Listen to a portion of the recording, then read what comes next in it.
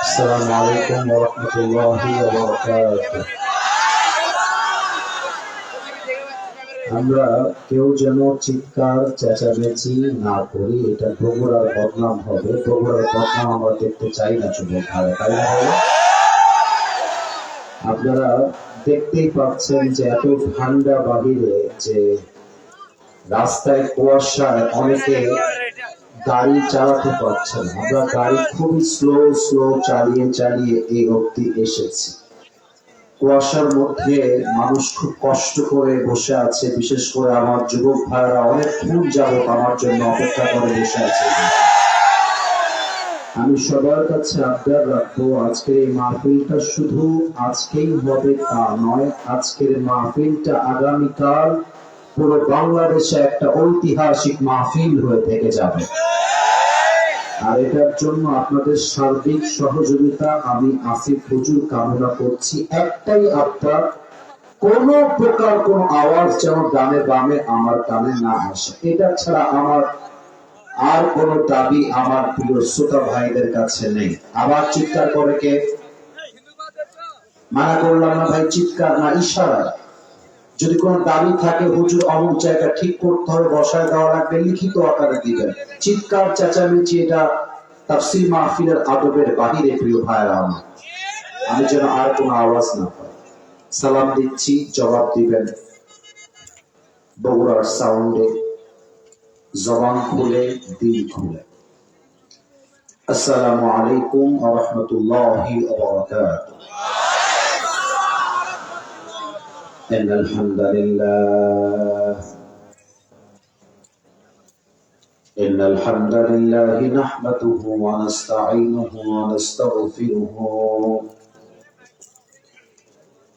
ওয়া নু'মিনু বিহি ওয়া নাতাওয়াক্কালু আলাইহি ونعوذ بالله من شرور أنفسنا ومن سيئات أعمالنا من يهده الله فلا مضل له ومن يضلله فلا هادي له فلن تجد له وليا مرشدا ونشهد أن لا إله إلا الله وحده لا شريك له هو الذي لا ضد له ولا ند له لا مثل له ولا مثيل له ولا كفيل له لا شبه له ولا شبيه له ولا ولد له ولا والد له وهو الواحد الفرد الصمد لم يلد ولم يولد ولم يكن له كفوا أحد ونشهد أن سيدنا ونبينا وحبيبنا وحبيب ربنا وطبيبنا وطبيب أرواحنا محمدا عبد الله ورسوله أرسله بالحق بشيرا ونذيرا وداعيا إلى الله بإذنه وسراجا وقمرا منيرا أما بعد فأعوذ بالله من الشيطان الرجيم بسم الله الرحمن الرحيم كل نفس ذائقة الموت وقال تعالى في كلامه المجيد ومن يتوكل على الله فهو حسبه وقال رسول الله صلى الله عليه وسلم تركت فيكم أمرين لن تضلوا ما تمسكتم بهما كتاب الله وسنة رسوله أو كما قال عليه الصلاة والسلام إن الله وملائكته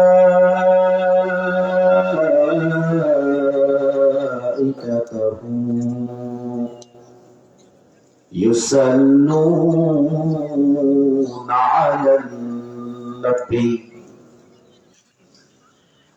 يا أيها الذين آمنوا صلوا عليه وسلموا تسليما اللهم صل على محمد وعلى آل محمد كما صليت على إبراهيم وعلى آل إبراهيم إنك حميد مجيد أستغفر الله أستغفر الله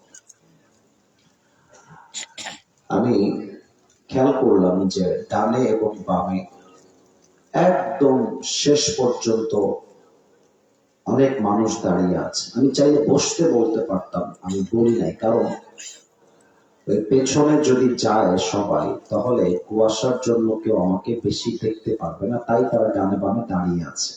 এটা আমি গ্যাস করতে পারলাম। তো সবাইকে আবদার রাখবো যারা দাঁড়িয়ে আছেন ডানে এবং স্পেশালি বাম দিকে, কোনো ডান বাম করবেন না। যেখানে দাঁড়িয়ে আছেন দোয়া পর্যন্ত দাঁড়িয়ে দাঁড়িয়ে যদি মনে হয় ওয়াজ শুনে বাসায় যাবেন।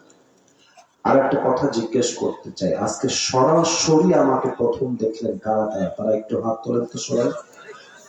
ও মা, তো সবাই দেখতেছে একই কাহিনী। আচ্ছা, হাত নামান।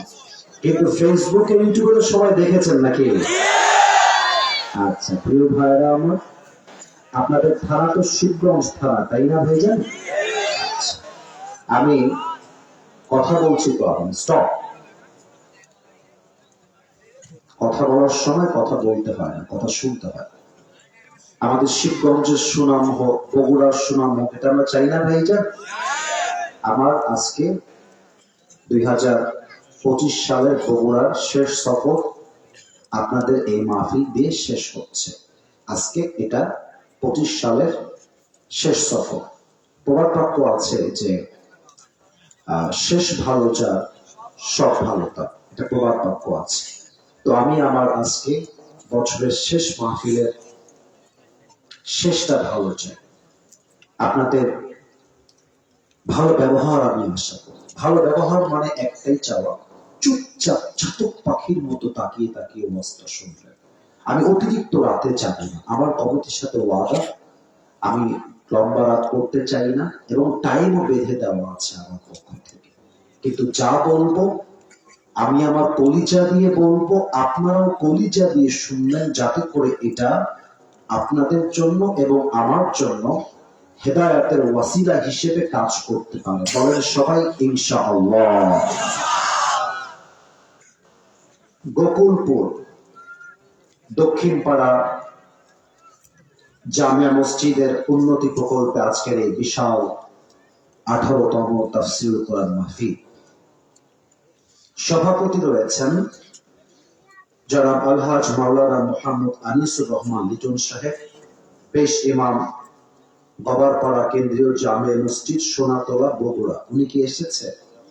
ও মাশাআল্লাহ। আমার মাথার তাজ, আমার বাবা সমতুল্য, আমার ওস্তাদ সমতুল্য আনিসুর রহমান হুজুর আমার ডান পাশেই বসে আছেন। এটাই আমরা চাই। আমরা চাই আমাদের মাহফিলের সভাপতি একজন আলেম হবে, কোন সুদখোর ঘুষখোর মাহফিলের সভাপতি হতে পারবে না। আল্লাহ হুজুরকে নেক হায়াত দান করুন, সবাই আমিন। সহ সভাপতি রয়েছেন মাওলানা মোহাম্মদ মুখলেসুর রহমান, খতিব, গোকুলপুর দক্ষিণ পাড়া জামিয়া মসজিদ। হুজুর এসেছে? কোথায় আছে? ও আব্বাজান, মাশাআল্লাহ, আমার আব্বাজান আমার এখানেই আছে।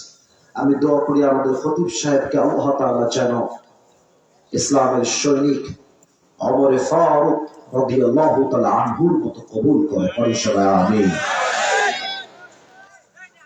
মাহফিল পরিচালনায় রয়েছেন হযরত মাওলানা মুহাম্মদ আবু বকর সিদ্দিক। উনি কি এসেছেন? কোথায় আছে আবু বকর ভাই? আপনি? হ্যাঁ, উনি তো আমাকে দাওয়াত দিয়েছে, হোয়াটসঅ্যাপে যোগাযোগ, সমস্ত দায়িত্ব উনি পালন করেছে। তো মাশাআল্লাহ, আমি দোয়া করি আল্লাহ আমার আবু বকর ভাইকে যেন ইসলামের সৈনিক হিসেবে আবু বকর রাদিয়াল্লাহু তাআলা আনহুর মতো কবুল করে, সবাই আমিন। আমার পূর্বে কথা বলেছেন আমার প্রিয় ভাই, যিনি আমার বামে বসে আছেন, কারি মাওলানা আব্দুল্লাহ আল মামুন জিহাদি, পাবনা, ধর্মীয় আলোচক, চ্যানেল 24 ঢাকা। অত্যন্ত চমৎকার প্রিয় ভাইয়ের কথা, উনি দীর্ঘ লম্বা সময় যাবৎ আপনাদেরকে ধরে রেখেছেন। আমি ভাইয়ের কাছে কৃতজ্ঞ, গ্রেটফুল। আমার ভাইকে যেন আল্লাহ তাআলা আল্লামা দেলওয়ার হোসেন সাঈদীর মতো দিনের দায়ী হিসেবে কবুল করুন, সবাই আমিন। আরো কথা বলছেন আমার ভাই আমার এখানে আছেন, কারি মাওলানা মুহাম্মদ মিসবাহুল ইসলাম, বগুড়া। আজকে প্রধান মেহমান রয়েছেন অনেকেই, জনাব মোহাম্মদ মাহমুদ হোসেন তৌফিক, আরো আছেন আলহাজ মোহাম্মদ আব্দুল মুত্তালিব মোল্লা, উনি চেয়ারম্যান সাহেব, জনাব মোহাম্মদ বেলাল হোসেন সভাপতি সৈয়দপুর ইউনিয়ন যুবদল ও মেম্বার 1 নম্বর। উনি কি এসেছে? তিনজনই কি এসেছে? হ্যাঁ, তাই নাকি? মাশাআল্লাহ স্যার, আচ্ছা মাশাআল্লাহ, এখানে আছে ওনারা।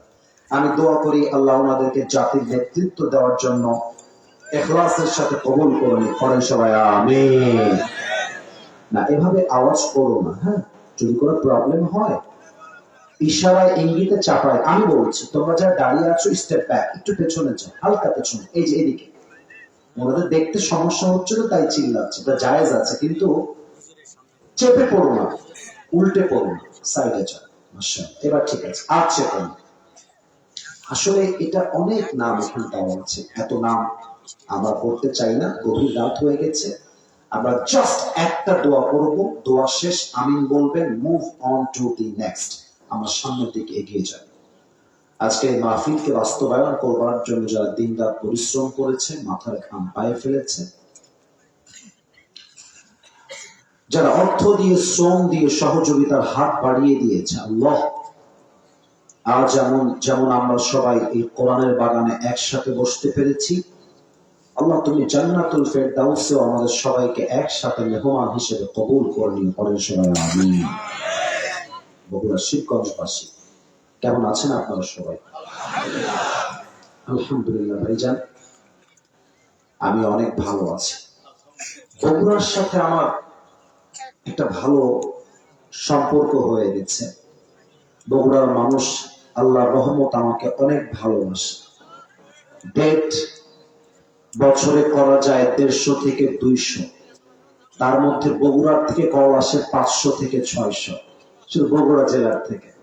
আমি যদি চাই পুরো বছর বগুড়াতেও মাহফিল করা যায়, কিন্তু পুরো বাংলাদেশে এতগুলো জেলা, এতগুলো বিভাগ আমার পক্ষে সম্ভব হয়ে ওঠে না। তো কিছু কিছু জায়গায় রাখার সুযোগ হয়েছিল। আজকের মাধ্যমে 2025 সালে সফর শেষ হচ্ছে। আমি এই মুহূর্তে 1 থেকে 3 গুনবো। এই 1 থেকে 3 গোনার ভিতরে মন, মস্তিষ্ক, হৃদয়, তিনটাকে অ্যাক্টিভ করে ফেলবেন। আমি কোনো আউল ফাউল ফালতু মিনিংলেস কথা বলতে চাই না। যা বলবো কনস্ট্রাকটিভলি কোরআন থেকে, সুন্নাহ থেকে কথা বলতে আমি চাই। আমি 1 থেকে 3 গুনছি। টার্ন অফ ইয়োর স্মার্টফোন, ফোনটা অফ করে ফেলবা। পাশাপাশি যদি মনটা অস্থির থাকে, স্থির করে মনোযোগী হয়ে যাবে। এক, ভাই না না না কথা বলো না তোমরা। দুই, তিন, বগুড়ার শিবগঞ্জবাসী, আজ আলোচনার সেন্ট্রাল থিম বা সাবজেক্ট ম্যাটার হচ্ছে the death and the life of grave, মৃত্যু এবং কবরের যাত্রা। এবার আপনাদের উত্তর দেওয়ার পালা, দেখা যাক আপনারা উত্তর করতে পারেন কিনা। মৃত্যু এবং কবরের যাত্রা, এবার আপনাদের পালা, দেখি আপনারা বলতে পারেন কিনা। আমি সহজ করে দিচ্ছি, প্রথমটা বলবো আমি, দ্বিতীয়টা বলবেন আপনারা। আমি বলবো মৃত্যু, আপনারা বলবেন কবরের জীবন। দেখা যায় অ্যাক্টিভ আছেন কিনা। আজ আলোচনার বিষয় হচ্ছে মৃত্যু এবং কিসের জীবন। তোমরা খুবই অ্যাক্টিভ, তোমরা 100 নাম্বার পেলে, আপনারা 40 নাম্বার পেয়েছেন, আওয়াজ পাই নাই। আর একবার, এবার সবাই মিলে বলবে, let's give you another chance, আর একটা সুযোগ দিচ্ছি। মৃত্যু এবং কিসের জীবন।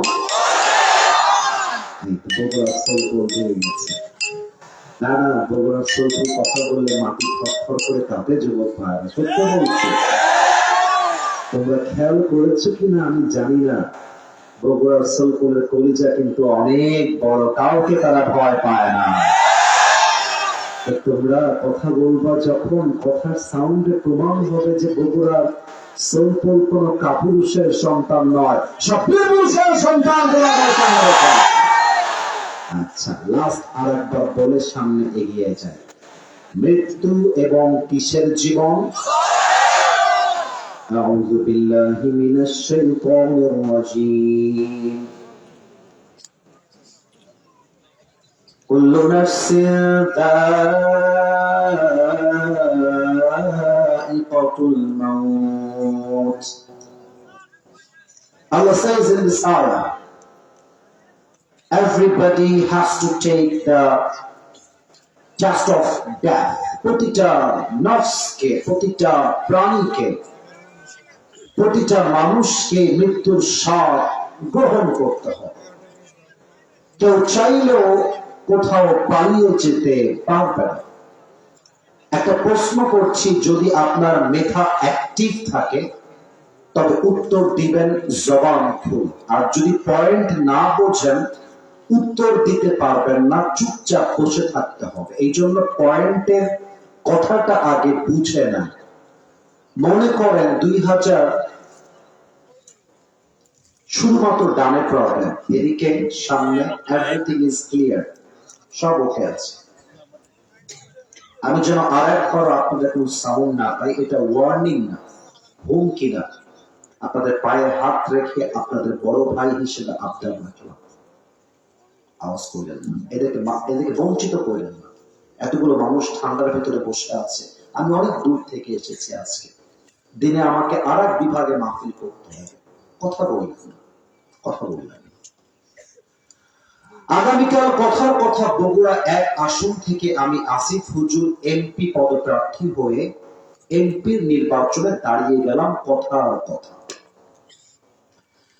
দেখা গেল যুবকদের ভোট এবং মা বোনদের ভোটে বিপুল ভোট পেয়ে জয়যুক্ত হয়ে আমি পার্লামেন্টে একজন এমপি হিসেবে, সংসদ সদস্য হিসেবে নির্বাচিত হলাম। কথার কথা, তো আমি যখন এমপি হিসেবে পার্লামেন্টে গেলাম, আমি দেখতে পেলাম আমাকে পুলিশ প্রোটোকল দেয়, আর্মি প্রোটোকল দেয়, র্যাব প্রোটোকল দেয়। আমার কাছে টাকা, বাড়ি, ক্ষমতা, স্ট্যাটাস কোনো অভাব নেই, বাস ভেতরে একটা গৌরব, আত্ম অহমিকা বোধ এসে গেল। আত্ম অহমিকা, অহংকার, আমাকে আটকে থাকা। বাস Jamuna television, ATN news, BTV, সব মিডিয়ার সাংবাদিকদেরকে আমি আমার বাসায় ডাকলাম। সাংবাদিকরা সব চলে আসলো। মিডিয়ার সামনে দাঁড়িয়ে আমি চ্যালেঞ্জ ছুড়ে দিলাম, আমার ব্যাংকে কয়েক হাজার কোটি টাকা আছে, আমি একজন পার্লামেন্টের নবনির্বাচিত এমপি, আমি চিৎকার দিয়ে বললাম, আমাকে পুলিশ পাহারা দেয়, র‍্যাব পাহারা দেয়, আর্মি প্রোটোকল দেয়।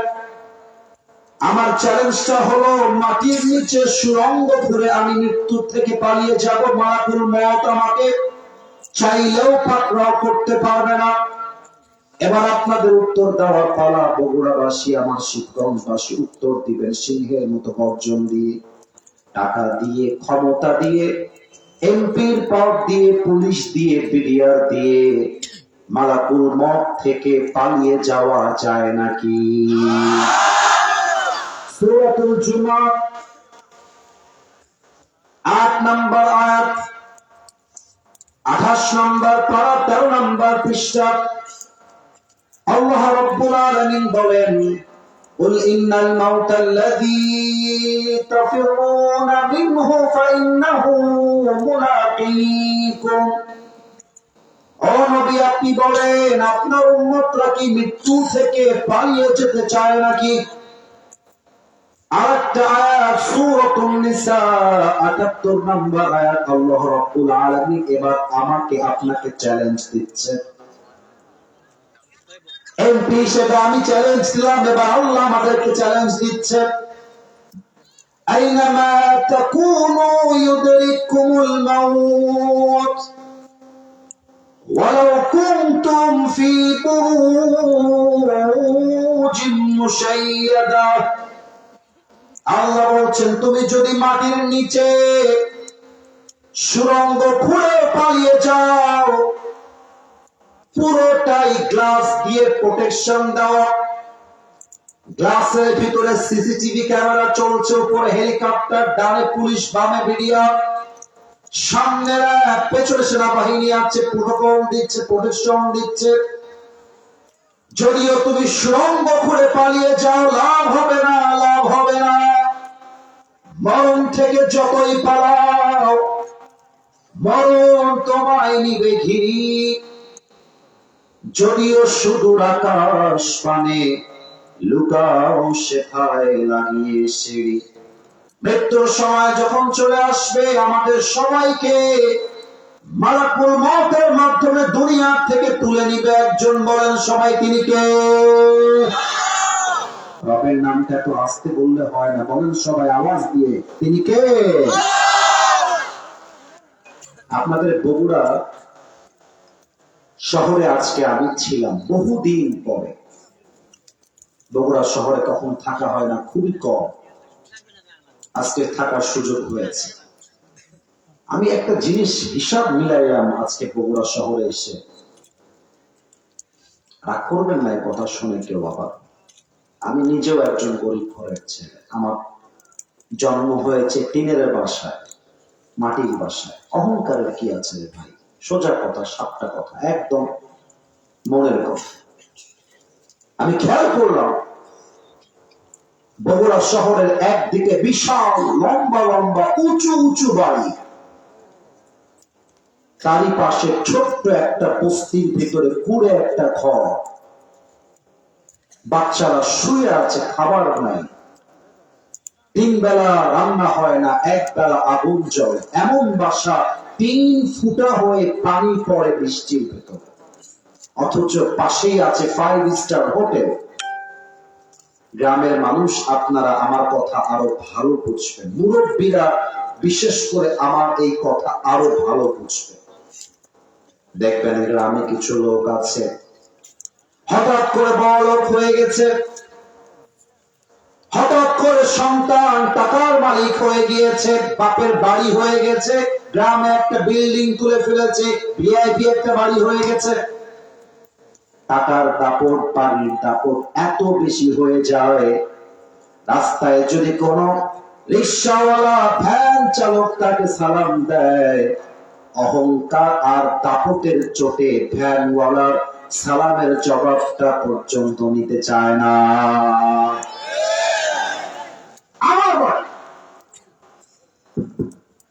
আমার হক, ওরে আমার পক্ষ থেকে একটা কথা বলে দিয়েন, তুই যে তোর বাড়ি নিয়ে গৌরব করিস, বেটা এটা তোর বাড়ি না। তুই মরলে তোর বেটা বলবে এইটা আমার বাড়ি, তোর বেটা মরলে নাতি বলবে এইটা আমার বাড়ি।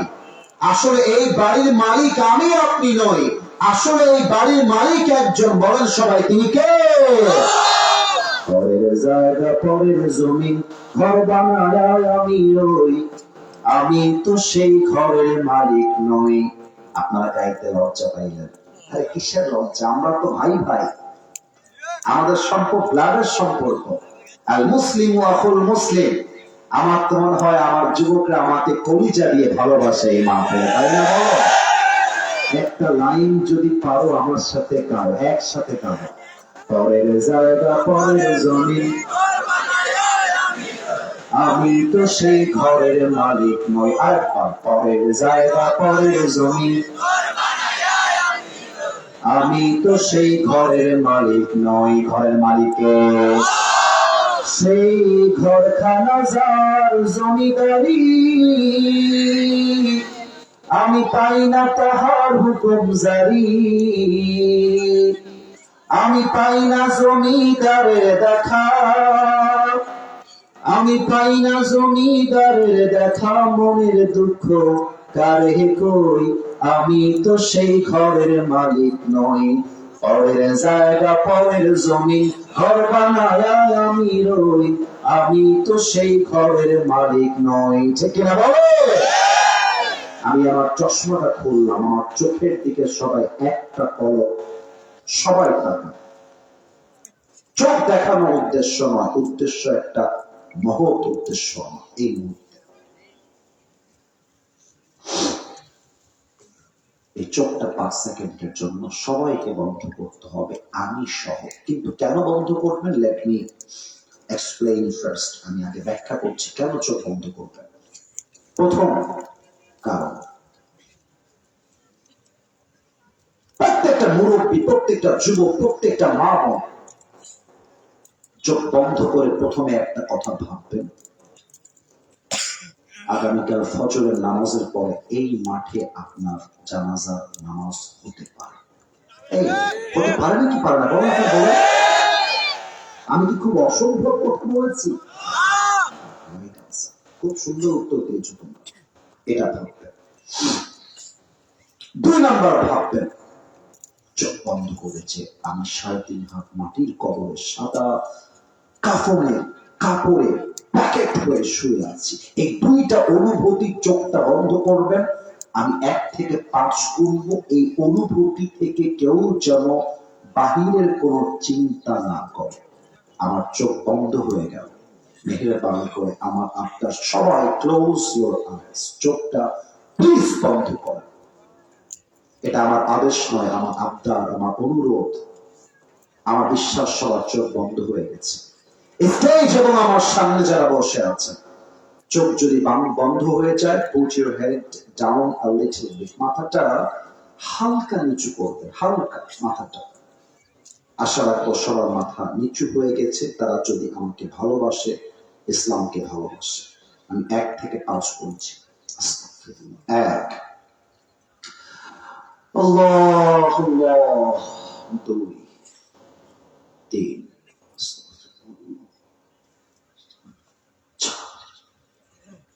5। চোখ খোলেন, আমার দিকে তাকান। আজকে আমার এই মাহফিলে যারা আমার সামনে আছেন, যারা বামে দাঁড়িয়ে আছেন, তারা ডানে দাঁড়িয়ে আছেন, নিজে এখন একটা প্রশ্ন করবেন নিজেকে, not myself. You have to ask your own self. নিজেকে নিজে প্রশ্ন করবেন, আমি যদি এখন এই মুহূর্তে এখানে মারা যাই, আমি কি আমার জীবনে এমন কোন আমল আজ অব্দি করতে পেরেছি যে আমল দ্বারা আমার কবরটা জান্নাতের বাগান হয়ে যাবে? Ask your own self. নিজেকে বলেন। আমি আমাকে বলছি, আমি কি এমন আমল করেছি? আমার মন বারবার বলছে নো নো নো নো। আপনার মনের খবর একমাত্র আল্লাহ জানেন, আপনি জানেন। যদি মন বলে ইয়েস, অনেক আমল আছে, আমার ওয়াজ আপনার জন্য না। মন যদি বলে না, এখন পর্যন্ত এমন কোন আমল তো করতে পারি নাই যে আমলের দ্বারা কবরটা জান্নাতের বাগান হয়ে যাবে। নাও দিস কোয়েশ্চেন টু এভরিবডি, একটা প্রশ্ন সবার কাছে করতে চাই, আমি যদি স্টেজের এই চেয়ার থেকে মাহফিলের এই মাঠে নেমে যাই, রাগ করবেন না, অনেকের পকেট চেক করলে এখানে এমন লোক পাওয়া যাবে যার পকেটে বিড়ির প্যাকেট রাখা আছে। কেউ হাসবেন না, কেউ হাসবেন না, হাসলে এটা বেলাজার পরিচয় হবে। এখানে এমন অনেক যুবক বসে আছে যে যুবকের মোবাইল ফোনটা যদি আমি বের করে বলি unlock your phone right now, ফোনের লক খুলে দাও, এমন যুবক খুঁজে পাওয়া যাবে যে যুবকটার পুরো গ্যালারি জুড়ে তার গার্লফ্রেন্ডের ছবি, পর্নোগ্রাফি, উলঙ্গ নারীর ছবি হাজার হাজার খুঁজে পাওয়া যাবে। না, কেউ কারো দিকে তাকাবো না, এটা আল্লাহর সিস্টেম নয়। আমরা হেদায়েতের উদ্দেশ্যে কথা বলছি। কেউ কারোর দিকে তাকিয়ে লজ্জা দিবেন না, কাউকে আমার দিকে তাকান। এখানে এমনও যুবক, এমনও মুরব্বী থাকতে পারে, এমনও লোক থাকতে পারে যে আজকে বৃহস্পতিবার ফজর থেকে নিয়ে এশা পর্যন্ত এক ওয়াক্ত নামাজ পড়ে নাই। ব্যথা, আমি আমার মনের ব্যথা নিয়ে বললাম, মনের ব্যথা নিয়ে বললাম, এখানেই আছে। এখানে এমনও মহিলা আজকে মাহফিল শুনতে এসেছে, এমনও মেয়ে মাহফিল শুনতে এসেছে যে মেয়েটা হয়তো বা কয়েকদিন আগে মমইন পার্কে তার বয়ফ্রেন্ডের সঙ্গে প্রেম করে বাসায় ফিরে আসছে। খুঁজলেই পাওয়া যেতে পারে না। আমি আবার বলছি, আপনাদেরকে ঠিক বলার জন্য বলেছি তা নয়, আপনাদের চিন্তাকে পরিবর্তন করবার জন্য বলেছি। দ্যাটস ইট, দ্যাটস ইট, এটাই আমার উদ্দেশ্য। এবার আমার বাম হাতের দিকে তাকান, সবাই মিলে, কেউ হাত তুলবেন না, আমার বাম হাত একবার খেয়াল করেন। এবার বলেন তো আমার আঙ্গুল মোট কয়টা তোলা আছে? রাইট আনসার, কিন্তু আওয়াজটা আস্তে এসেছে। বলেন সবাই, কয়টা আঙ্গুল? আল্লাহ আমাদেরকে মৃত্যু দিবেন দুইটি ভাগে। এবার আপনাদের পালা, কয়টি ভাগে? মাঝে অনেকে কথা বলছেন, আবারও বলছি, কয়টি ভাগে? Number 1 is the death of people, those who perform the salah. এক হচ্ছে নামাজি বান্দার মরণ। Number 2 is the death of people, those who do not perform the salah. দুই হচ্ছে বেনামাজি বান্দার মরণ। হাদিসগুলো বলার সময় কলিজা আমার কাঁপে, আমার হাতের পায়ের পশমগুলো দাঁড়িয়ে যায়। কি মারাত্মক হাদিস আমার নবীজির। নামাজি বান্দার সামনে যখন মালাকুল মউত আসবে, তার দেহের চামড়ার রং হবে ধবধবে সাদা, গায়ে থাকবে একটা সাদা জুব্বা, মুখে থাকবে লম্বা লম্বা চাপদাড়ি, দেখতে হবে একটা পাগড়া যুবকের মতো। তাও তো সুবহানাল্লাহ কইতে পারলেন না। নামাজি বান্দার সামনে এসে দাঁড়িয়ে যান,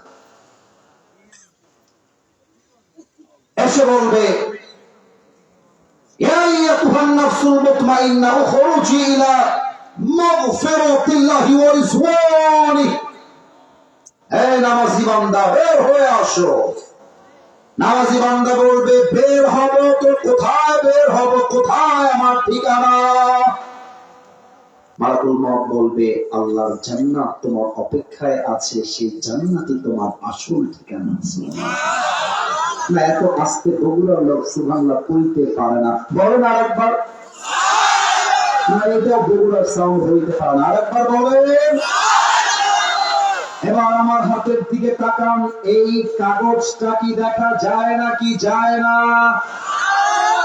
বলেন তো, এই পেপারটা কি গোল না চারকোনা? চারকোনা, রাইট আনসার, এটা চারকোনা। কাফাম মিন আকফামিল জান্নাহ ওয়া হানুত মিন হানুতিল জান্নাহ। নামাজি বান্দার রূহকে কবজ করবার জন্য আল্লাহ তাআলা জান্নাত থেকে একটা লাল রেশমি রুমালের চাদর জান্নাত থেকে দুনিয়াতে গিফট হিসেবে পাঠিয়ে দিবে। সুবহানাল্লাহ। সুন্দর মৃত্যু নামাজি বান্দাদের। ভাই আমার ডান হাতটা একটু খেয়াল নেই, ডান হাত। নামাজি বান্দার রূহের দিকে মালাকুল মউত তার ডান হাতটা বাড়িয়ে দিবে। রূহটা যখন বের করবে, একটা পিঁপড়া কামড় দিলে যে পরিমাণ কষ্ট হয় তার চাইতে কম কষ্ট দিয়ে নামাজি বান্দা রূহকে কবজ করা হবে। সুবহানাল্লাহ। This is the death of people, those who perform the salah. এটা হচ্ছে নামাজি বান্দার মরণ। আর যারা এখানে বেনামাজি বসে আছেন, যারা বিড়ি খান, যারা পর্নোগ্রাফিতে আসক্ত, যাদের জীবনে অবৈধ সম্পর্ক আছে, তারা এই মুহূর্তে কান কলিজা খারাপ করে ফেলেন। এই কথাগুলো প্রত্যেকটা আপনার জন্য। বেনামাজির সামনে যখন মালাকুল মওত আসবে, তার এই দুইটা চোখ হবে টকটকে লাল, আর এই চোখটা হবে, আমি দেখাইতে পারতেছি না, বিশাল বড় চোখ হবে, চোখটা টকটকে লাল হবে, দেহের চামড়া রং হবে নীলাভ বর্ণের চামড়া, পুরো দেহ জুড়ে কালো কালো ভয়ঙ্কর পশম থাকবে, লোম থাকবে, পা থাকবে জমিনে, মাথা থাকবে আকাশ বরাবর, দেহের জামা হবে কালো কুচ্ছি ভয়ঙ্কর, দুর্গন্ধযুক্ত হবে মালাকুল মওতের দেহটা। কিন্তু এভাবে ব্যাখ্যা না করতে পারলেও একটা সহজ ব্যাখ্যা আমার কাছে আছে, সহজ ব্যাখ্যা। এতে আপনি বুঝে যাবেন আসলে কত ভয়ঙ্কর হবে মালাকুল মওতের চেহারা। বেনামাজি যখন মালাকুল মওতকে দেখবে, যুবক ভাইরা তোমরা আমার দেহের দিকে খেয়াল করবা, পুরো দেহটা ভাইব্রেট করবে, এই দুইটা চোখ বেনামাজি উল্টায় যাবে। আর এক জায়গায় আসছে বেনামাজি মালাকুল মওতকে দেখার সাথে সাথে তার জিহ্বার ডান দিক থেকে সাদা সাদা ফেনা বের হওয়া শুরু হয়ে যাবে। মালাকুল মওত তার দিকে ভয়ঙ্কর রূপ দিয়ে বলবে, ইয়া আইয়াতুহান নাফসুল খাবিথা উখরুজি ইলা গাদাবিল্লাহ। হে বেনামাজি বের হয়, হে বিড়িখোর বের হয়, হে বেপরদা মহিলা বের হয়।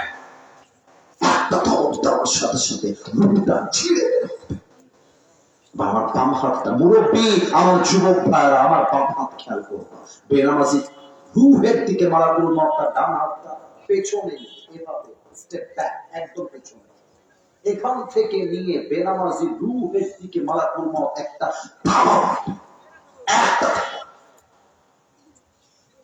রূহটা যখন এভাবে টেনে বের করবে, হাদিসে আসছে একটা জীবিত ছাগলকে যাবেহ না করে তার চামড়া কেউ যদি ব্লেড দিয়ে টেনে টেনে ছিঁড়ে ফেলে, ওই ছাগলটা ওই সময় যে পরিমাণ কষ্ট হয় তার চাইতে কমসে কম 70 গুণ বেশি কষ্ট দিয়ে বেনামাজি মুরব্বী, বেনামাজি মা, বেনামাজি যুবক, তার রূহটা তার চাইতে 70 গুণ বেশি কষ্ট দিয়ে বের করা হবে। বলেন নাউজুবিল্লাহ। নাই, আমার কাছে বলার মতো কিছু নাই। বিশ্বাস করেন, এই কথা শুনেও যদি আজকে ফজরের নামাজ কেউ না পড়ে, এই কথা শুনেও যদি কেউ শুধু জুমার নামাজটাই পড়ে, বাকি নামাজ না পড়ে, বেশি কিছু বলবো না, জাস্ট এতটুকু বলবো, তার চাইতে বড় কপাল পড়া এই পৃথিবীতে আর কেউ হতে পারে না, কেউ না। আচ্ছা, এই বগুড়ার পাশে একটা জেলা আছে, নওগাঁ জেলা, নাম শুনছেন? একটু কথা বলেন আমার সাথে, নাম শুনছেন? আমাদের বগুড়া কিন্তু রাজশাহী বিভাগের একটা জেলা, এটা আপনাদের জানা উচিত। এবং রাজশাহী বিভাগের আর একটা জেলা হচ্ছে নওগাঁ জেলা। দুপচাচিয়া হয়ে সোজা রোড হচ্ছে বগুড়া রোড, এবং এদিক দিয়ে আসলে সোজা নওগাঁ চলে যাওয়া যায়। আমার মাহফিল ছিল কোন এক জায়গাতে, আমি রাতের বেলা ব্যাক করছিলাম, সিরাজগঞ্জে আমার মাহফিল, আর নওগাঁ রোড হয়ে যাচ্ছিলাম। আমার কথা যদি ভুল হয় কিংবা আমার কথা যদি বুঝতে সমস্যা হয় আমাকে বলতে পারবেন, আগে বুঝায় বলি, তারপরে দেখেন বুঝেন কিনা। আমাদের যে হাইওয়ে রোড গুলো আছে, বিশ্ব রোড, যেখানে বাস চলে, ট্রাক চলে, কার চলে, বা ঢাকা হাইওয়ে রোড, দেখবেন রোডের কিছু কিছু জায়গায় স্পিড ব্রেকার দেওয়া থাকে উঁচা উঁচা। বুঝাইতে পারছি নাকি পারি না? উঁচা উঁচা, দেখবেন যে গাড়ি ওখানে গেলে স্লো হয়ে যায়। বিশেষ করে খেয়াল করবেন মোড়ের উপরে স্পিড ব্রেকার থাকে, বিশেষ করে কলেজ ইউনিভার্সিটির সামনে স্পিড ব্রেকার দেওয়া থাকে, উঁচু উঁচু করা থাকে যেন গাড়ি স্পিডে যেতে না পারে। তো রাত বাজে 1টা বা 2টা, আমাদের ড্রাইভার সাহেব খেয়াল করেন, একটা ব্রেক মারছে, গাড়িটা উঁচুতে উড়ে গেছে এরকম ভাবে, মানে জাস্ট লাইক দিস, এভাবে উঁচুতে। যখন ব্রেক মারছে আমি লাফ দিয়ে উঠছি, আমি পড়ে ফেলেছি লা ইলাহা ইল্লাল্লাহ মুহাম্মাদুর রাসূলুল্লাহ। শেষ, মনে হলো শেষ। আজ আমার দেহে কত দামি দামি জামা, দামি পাঞ্জাবি, দামি ওয়েস্টকোট, দামি টুপি, দামি ঘড়ি, দামি আংটি, দামি চশমা, রুহটা বের হয়ে যাবে। আমার দেহের দামি জামাগুলো খুলে সাদা কাপড়ের কাপড়ে প্যাকেট করে 3.5 হাত মাটির কবরে শোয়ায় দেওয়া হবে। এটাই তো দুনিয়ার জীবনের চাকচিক্যতার বাস্তবতা। কে বলে সবাই আপনারা? রূপেরই গৌরবে সাজিয়াছ সাজ, সোনা দানা কত কি আর রাজকী পোশাক, যেদিন প্রাণ চলে যাবে সবই পরে রবে, প্রাণ চলে যাবে সবই পরে রবে, গায়ে দেবে মার কি নথন রে মনা আমার, কেন বান্ধ দালান ঘর। বগুড়া ভার একটা লাইন গাইবেন, একদিন মাটির ভেতরে হবে ঘর রে মনা আমার, কেন বান্ধ দালান ঘর। ঠিক না বলে? দেহ তোমার চর্ম চর গলে পচে যাবে,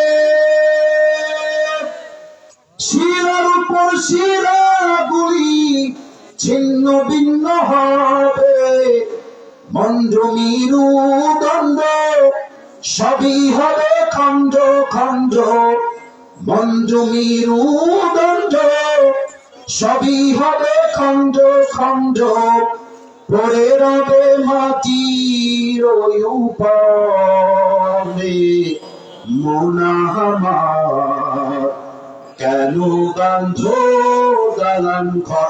একটা লাইন সবাই মিলে গাবেন কবরকে স্মরণ করে, একদিন মাটির ভেতরে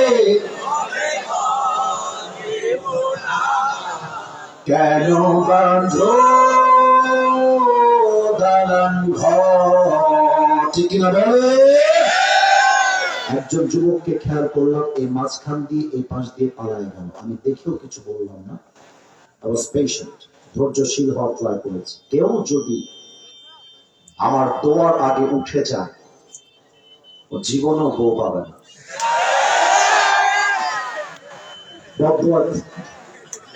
বদদোয়া দিয়ে দিব কিন্তু, খবরদার। অনেক কষ্ট করে এসেছি, অনেক কষ্ট সহ্য করে এসেছি। 12টার আগে তোমরা হাত তুলবো না যুবক ভাই, ঠিক কিনা বলো? কেউ যদি উঠে যায় ওর লুঙ্গিটা টান দিয়ে ধরে বসায় দাও না, তবে খেয়াল রাখবা লুঙ্গি যেন খুলে না যায়। হ্যাঁ যুবক ভাইয়ের আমার দিকে তাকাও, আমি একটা প্রশ্ন করবো আপনাদের সবার কাছে, উত্তরটা 95% ভুল আসতে পারে, এই জন্য আগেই সাবধান করছি কেউ যেন ভুল উত্তর আমরা না দেই। আগে একটু রেডি হয়ে যান উত্তরটা দেওয়ার জন্য। না না, কথা বলতে হবে, stop, listen to me with full concentration, পরিপূর্ণ মনোযোগ দিয়ে শুনবেন। আমার মুরব্বী যারা এসেছেন, ও আব্বা যান, আমি আপনার ছেলে, আমি আপনার নাতি আব্বা যান, আমি আপনাকে অনেক ভালোবাসি, কিন্তু আমার চোখে মুরব্বী আসেই না। বেশিরভাগই দেখতে পাচ্ছি আমার যুবক ভাইয়েরা বসে আছে, কিন্তু মুরব্বী যারা এসেছেন আব্বা যান, আপনিও কথা বলবেন আমার কথা, আপনিও উত্তর দেবেন। আচ্ছা, প্রশ্ন, রুহু যখন কবজ হয়ে যায়, কথা কেন তোমরা বলছো? মানে কেন কথা বলছো তোমরা? যদি প্রয়োজন হয় কানে কানে বলবা, আমার কানে আসে কোনো ভাই? রুহটা যখন বের হয়ে যাবে, নিথর দেহটা যখন 3.5 হাত মাটির কবরে দাফন হবে, বলেন তো 2 জন ফেরেশতা এসে আমাদেরকে মোট কয়টা প্রশ্ন করবে? 3টা, 90 ভাগেরও বেশি। একজন 4টা বলেছেন, হি ইজ রাইট। 4টা হবে কবরের মোট প্রশ্ন। আমি প্রথমটা করছি, উত্তর আপনারা দিবেন। মার রব্বুক, আমাদের রবকে। বিশ্বাস করেন, আমার হুজুরের আওয়াজ আপনাদের চাইতে 1000 গুণ বেশি। বারবার হুজুর উত্তর দিচ্ছে। উনি এত বড় আলেম, ভেতরে কোনো অহংকার নাই, দাম্ভিকতা নাই। আরে আমার তো মনে হয় আলেম ঐক্যবদ্ধ হয়ে গেলে আমাদের বাংলাদেশ হবে ইসলামের বাংলাদেশ। বলেন আমাদের রব একজন, তিনি কে? আল্লাহ আমার রব, আল্লাহ আমার রব।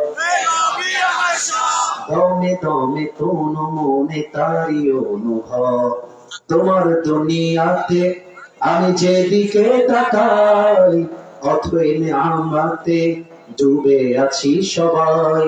আপাখালির কণ্ঠে শুনি তাসবিহ করো রব, তাসবিহ করো রব। আল্লাহ আমার রব, এই রবই আমার সব। রব কে গো ভাই?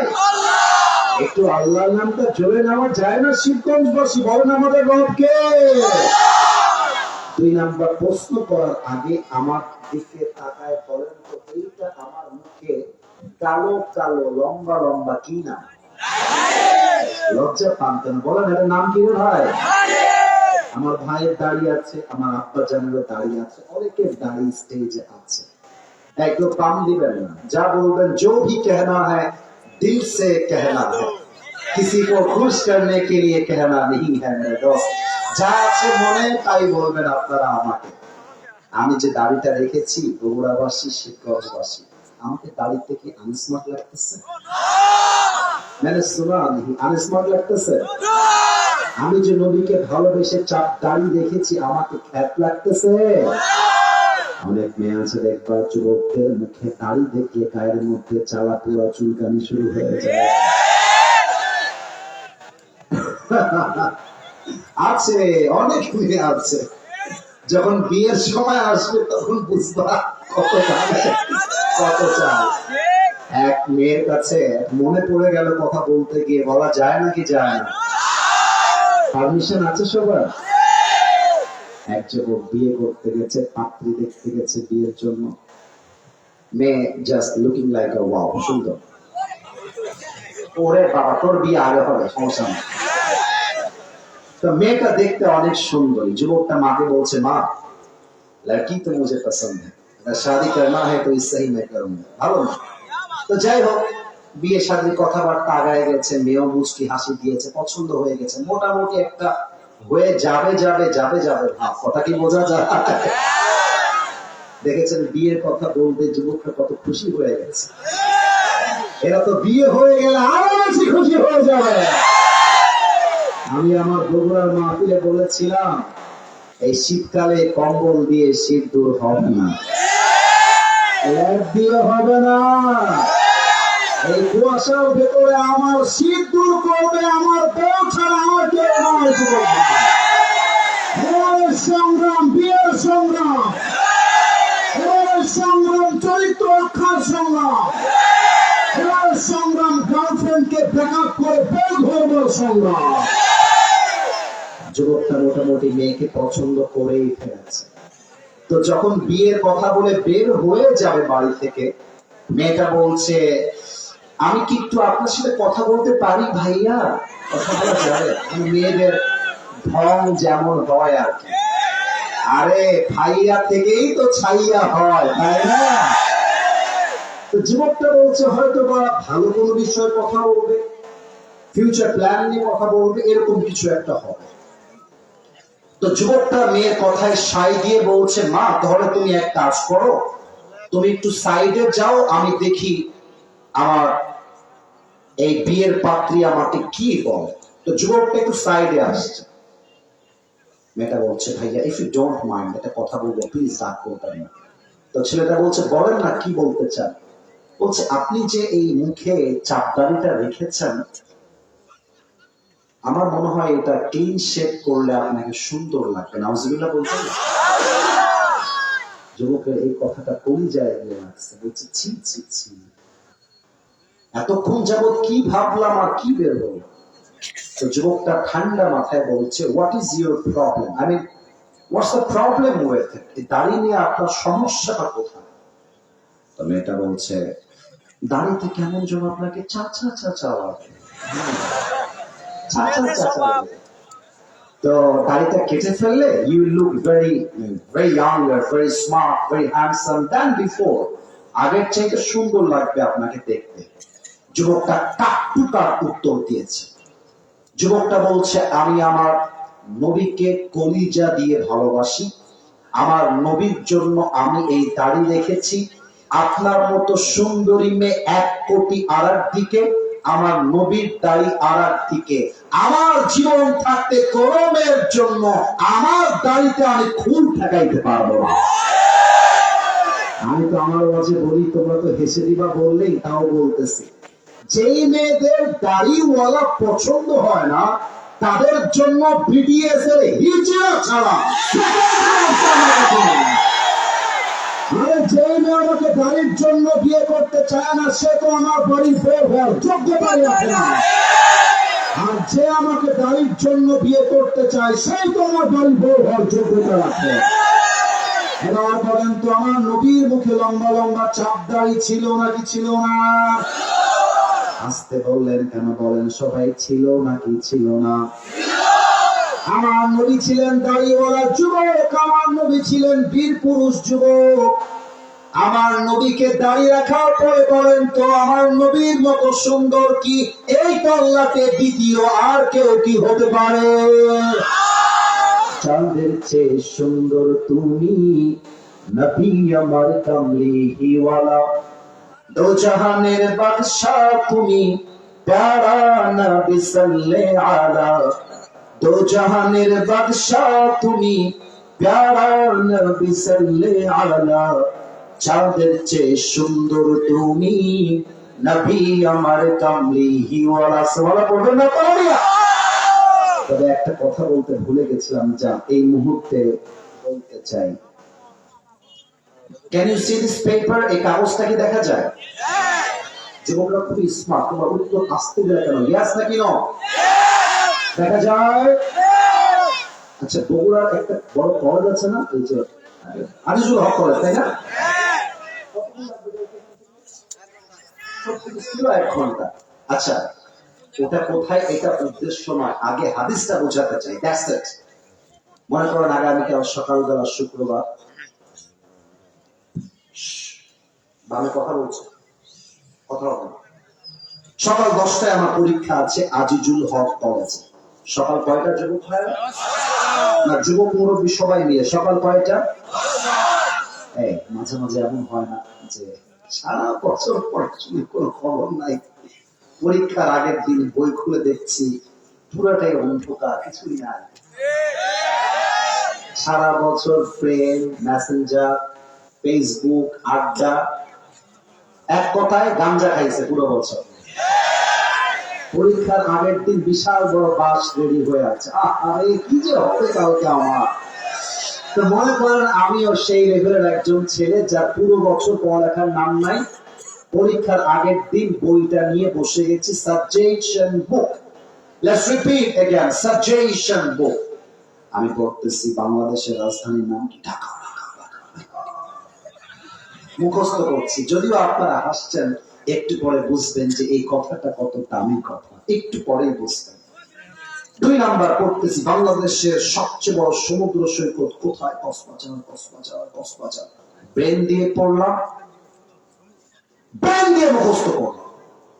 সকালবেলা বগুড়ার আজিজুল হক কলেজে গেলাম। স্যার বলছে, এই লোকটা কি আপনি আসিফ হুজুর না? এই যে ওয়াচ করে ফেসবুকে দেখা যায়। জি স্যার, আমি আসিফ হুজুর। আরে আসেন, বসেন বসেন, this is your question paper, এই নেন আপনার প্রশ্নপত্র। প্রশ্নপত্র হাতে দিয়ে দেখছি, ওয়াও, जो मैंने पढ़ा था वही आ गया है। যা যা পড়েছিলাম তাই তাই আসছে। বাস কলমটা নিয়ে, বাংলাদেশের রাজধানী ঢাকা, খ, বাংলাদেশের সবচেয়ে বড় সমুদ্র সৈকত কক্সবাজার। ব্রেন দিয়ে পড়লাম, ব্রেন দিয়ে উত্তর দিলাম। নাও কাম টু দ্য পয়েন্ট, মূল কথায় আসি। আপনি যত মুখস্থ করেন কবরের প্রশ্ন চারটা, মার রব্বুক আল্লাহ, মার রব্বুক আল্লাহ, মার রব্বুক আল্লাহ, কাজ হবে না। Brain will not work in the grave. কবরে গিয়ে ব্রেন দিয়ে কাজ হবে না। কবরের উত্তর করতে চাইলে ব্রেন দিয়ে নয়, ঈমান, আমল, চরিত্র দিয়ে উত্তর করতে হবে। এবার বলেন তো, ওমা দীনু, আমাদের ধর্মের নাম কি? ফেরেশতায় আসিয়া যখন জিজ্ঞাসা করিবে, দিন কি তোমার মাবুদ কি, বা তখন কি বলিবে, ওরে আল্লাহ বিনে মাবুদ নাই রে জবানে, তাই বলো রে বলো মুখে, আল্লাহ রাসূল সবে বলো। ঠিক না বলে? দোয়ারে আইসাছে পালকি না লরি, গাও তোলো রে তোলো মুখে, আল্লাহ রাসূল সবে বলো। ঠিক না বলে? দুই কান্ধে ছিল যে তোমার দুইজনা পাহারা, তোমারে একেলা থুইয়া পালাইছে তাহারা। একটু গাওয়া যায় না আমার সাথে? গান। দুই কান্ধে ছিল যে তোমার দুইজনা পাহারা, তোমারে একেলা থুইয়া পালাইছে তাহারা। আপনারা খুব মরা হয়ে গেছেন, তাকবীর দেন দেখি। লিল্লাহু তাকবীর, লিল্লাহু তাকবীর। রাত তো অনেক বেশি হয়ে গেছে, রাতটা করছেন নাকি? আমি একটা কথা না বলে পাচ্ছি না ভাইজান। বেসিকলি আমি সব জায়গাতে অল্প ওয়াজ করি এবং কমিটিকে এটা আমি আগেই বলে যাই, লিখিত আকারে ফর্ম দেই। কারণ আমার কাছে যেটা মনে হয়, ওয়াজ বেশি হওয়ার চাইতে ফজরের নামাজটা জামাতে পড়া অনেক বেশি দামি। এটা আমি ফিল করি। এই জন্য অনেক কমিটি আমাকে নিতে গিয়ে হিমশিম খায়, কারণ আমার নিয়ম খুবই কড়া। 1000টা প্রোগ্রাম আসলে রাখা হয় 10 থেকে 20টা, তার মাঝে আজকে একটা। আজকের কমিটির সাথে আমার ডিল আছে, তবে আমি একটা মুহূর্তের জন্য টাইম নিয়ে হিসাব করি নাই। এই জন্য, কারণ সব জায়গায় টাইম দিয়ে হিসাব হয় না, মাঝে মাঝে ভালোবাসা দিয়ে তো হিসাব করতে হয়, তাই না? আপনারা জানেন, বগুড়া করে একটা মাহফিলে আমাকে বাধা দেওয়া হয়েছিল। হ্যাঁ, জানেন? আচ্ছা, আমি কি বলেছিলাম সেই মাহফিলে তা বলে দেই। আমি বলেছিলাম আমার ধর্ম ইসলাম। 4 নাম্বার প্রশ্ন, আমার জ্ঞানের উৎস কোথায়? আমি বলবো আল কোরআন। আমি শুধু মুখে মুখে বলবো আমার কোরআন হচ্ছে ধর্মীয় গ্রন্থ, এতে জান্নাত পাওয়া যাবে না, এতে নাজাত পাওয়া যাবে না। কোরআনকে ভালোবাসি মানে কোরআনটা যেমন মসজিদে থাকবে, এই কোরআন দিয়ে আগামী পার্লামেন্ট চলবে। হাত তোলা সবাই, ঠিক না? এই কথা বলার সাথে সাথে আমাকে একজন ভাই বললেন, ভাই বললে ভুল হবে, উনি একজন চাচা নেতা, এলাকার চেয়ারম্যান সাহেব। উনি বললেন, তোমরা দেখেছো আমি জানি, উনি বললেন রাজনৈতিক বক্তব্য এই মাহফিলে চলবে না। আমি বললাম কোরআন দিয়ে দেশ চলবে, এটা কোনো রাজনৈতিক বক্তব্য নয়, এটা 18 মুসলমানদের পরিচয়ের দাবি। আমার বগুড়া ভাই, আমার কথা কি জানেন? আজকে আপনারা দেখেছেন তারেক রহমান সাহেব বাংলাদেশে ফিরে এসেছে। লাখো লাখো মানুষের উচ্ছ্বাস আর ভালোবাসায় তিনি সিক্ত হয়েছেন। আমি আসিফ হুজুর কোন দলের লোক নই, আপনাকে জানাবার স্বার্থে বললাম। আমার কথা একটা, আগামী বাংলাদেশ হবে বিভেদের বাংলাদেশ নয়, আগামী বাংলাদেশ হবে ঐক্যবদ্ধ বাংলাদেশ। আমরা বিএনপি জামাত চরমনায় কোনো মারামারি চাই না। আমরা হাতে হাত রাখতে চাই, বুকে বুক রাখতে চাই। আমরা স্পষ্ট ভাষায় বলতে চাই, আগামী বাংলাদেশে কোন ফাঁসিবাদের ঠাঁই হবে না। দেখি না বলে? আপনারা দেখেছেন গত 10 থেকে 15 দিন আগে ওসমান হাদিকে কেমন করে তার মাথায় গুলি করে শেষ করে দেওয়া হয়েছে। আমি সবাইকে প্রশ্ন করতে চাই, যারা রাগ করবেন দাঁড়াবেন আমার সামনে, যদি রাগ করেন আমাকে বলবেন যে আপনার কথায় আমি রাগ হয়েছে, আপনাকে জবাব দিতে আমি রাজি আছি। আচ্ছা বলেন তো, কোরআন দিয়ে যদি দেশটা সত্যি চলতো, ওসমান হাদির খুনি কি ভারতে পালাইতে পারতো? এত আস্তে বলতে পালাইতে পারতো? আরে ওসমান হাদির বিচার যদি আল্লাহ কোরআন দিয়ে করা হতো, এই পীরের বাইতুল মুকাররমের সামনে দাঁড়িয়ে খুদের মাথায় গুলি করে হত্যা পাশ করা হতো। আমরা স্পষ্ট ভাষায় বলতে চাই, আমাদের সকলের প্রিয় রাহবার আল্লামা দেলোয়ার হোসেন সাঈদী তিনিও কারাবন্দী হয়ে শহীদী মৃত্যুবরণ করেছেন। তবে তোমরা এক সাঈদীকে মারলে কিচ্ছু হবে না, হাজার সাঈদী আল্লাহ বাংলাদেশে পাঠায় দিবে। ডক্টর আজহারীকে তারা দেশ থেকে পালিয়ে যেতে বাধ্য করেছিল, কিন্তু আজকে তাকায় দেখেন ডক্টর আজহারী বুকের পাটা নিয়ে দেশে ফিরে এসেছে। যারা তাকে তাড়াই দিতে বাধ্য করেছিল তারা বাংলাদেশে চলে গিয়েছে।